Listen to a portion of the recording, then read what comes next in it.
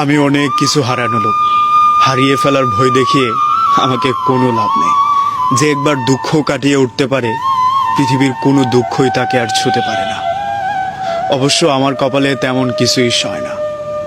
পছন্দের মানুষ, প্রিয় বন্ধু, অতি শখের বাইক, পছন্দের মোবাইল, প্রিয় ক্যাম্পাস, সব হারিয়ে আমি নিঃস্ব হয়েছি।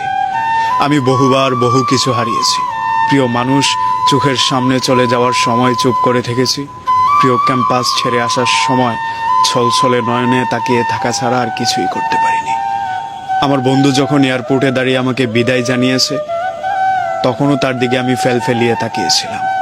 তাছাড়া আমি কিছুই করতে পারিনি। অতএব হারিয়ে ফেলার ভয় দেখানোটা তোমার নিতান্ত বোকামি ছাড়া আর কিচ্ছু হতে পারে না। খুব করে ভালোবাসি বলা মানুষগুলো খুব সহজেই ভুলে যায়।